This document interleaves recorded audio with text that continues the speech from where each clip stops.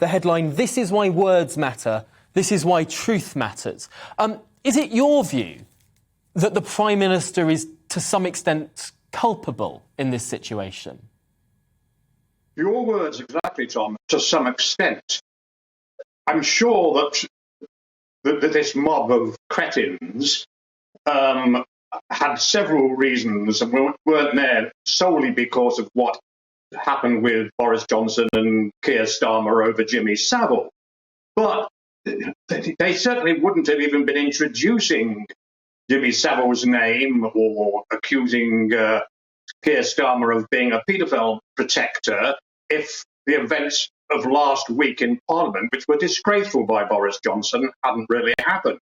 Boris should actually follow the advice of some of the more decent and measured minds in the Tory party and apologise, which would be the normal thing to do for a Prime Minister who had made a blatantly false statement and assertion in the House of Commons.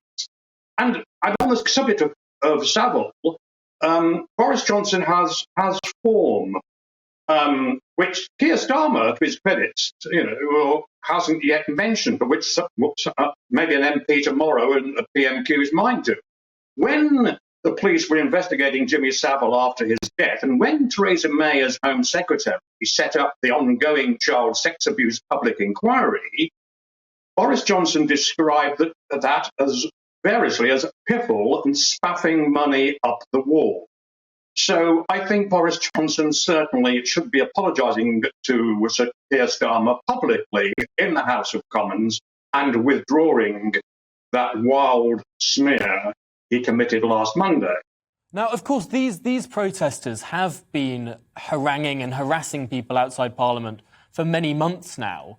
Is it your view that they wouldn't have harassed Keir Starmer if this comment wasn't made? Or indeed that they might well have if Starmer had crossed their path, but they certainly wouldn't have been hurling Jimmy Savile's name or accusing him of being a paedophile protector. That's the point. So to that extent, are you sure on that Boris point? Johnson... Because I was standing outside Westminster in July and I was called a paedophile protector. Is this not just a generic? Tom, you're not the Prime Minister, and you didn't issue a dangerous and false smear in the House of Commons.